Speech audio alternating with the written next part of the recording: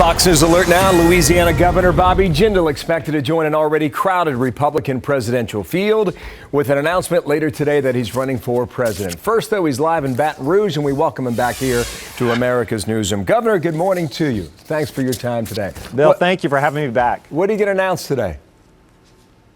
Well, look, after a lot of thought and prayer with my wife, my best friend, we're going to be ready to make our final decision this afternoon. Folks will have to stay tuned. You can watch it on Fox, broadcast live. We'll make our final decision. Bill, I will tell you this.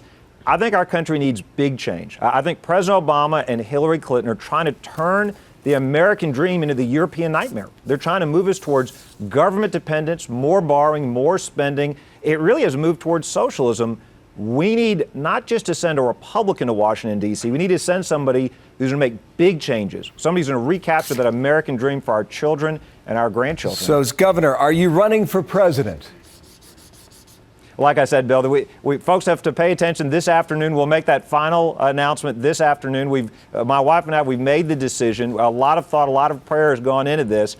We've got a lot of talkers in this race. We need a doer. You know, I've not just talked about how do you replace Obamacare. I've got a plan.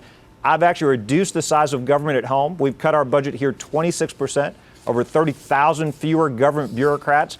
We need that kind of radical action in D.C. We need that kind of dramatic change in direction, not incremental change. Okay. America can own the future. We are going to be careful about the language. I'm going to take it as a yes. And that's going to happen later today at 5 o'clock Eastern Time. You have an uphill climb, as you know. On the screen for our viewers, you come to a crowded field. There are 16 names on the screen, Governor, of those who have announced or expected to announce, and you're at 1%. Now, what do you bring to an already crowded primary? Well, Bill, I'd say, one, this is a wide open race. I think on the Republican side, it's going to be earned. It's not a coronation. It's not an auction. I think we bring a couple of things. One, I'm the only potential candidate that's offered a detailed plan. How do you replace Obamacare? How do you rebuild our nation's defenses? How do we reform education? How do we get to energy independence? Those are one-liners for others. We've actually presented detailed ideas. Secondly, we've got a proven track record. We measure prosperity by how our people are doing in the private sector, not the government sector. And so we've reduced the size of our government. We're a top 10 state for job creation.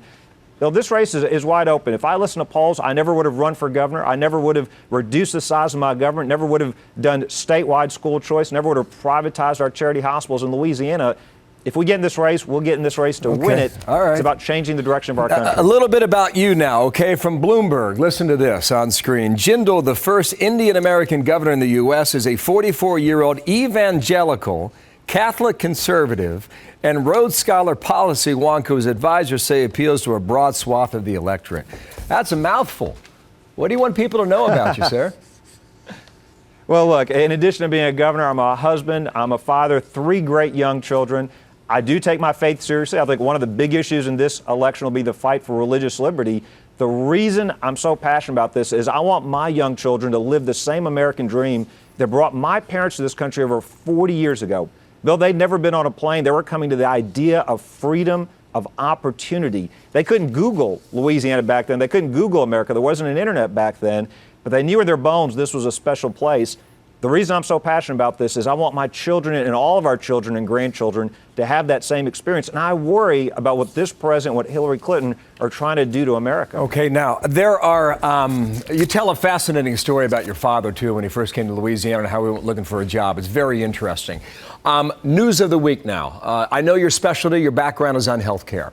The Supreme Court may rule against the subsidies perhaps tomorrow, maybe Friday. If that's the case, what's the proper course for Republicans after that?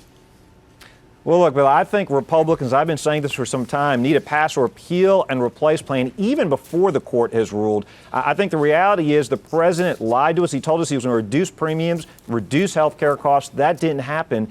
Instead, I think the Republicans should get rid of all of Obamacare, replace it with a plan. I've offered a detailed plan that does 3 things.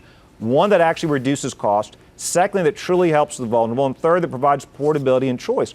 That means, for example, revamping the tax code. That means so that everybody has a standard deduction, whether you buy your health care through your employer or not. Multi-state sale of insurance, allow people to join voluntary purchasing pools, give expanded access to health savings accounts, state grants to help those with pre-existing conditions, those that are priced out of the individual market.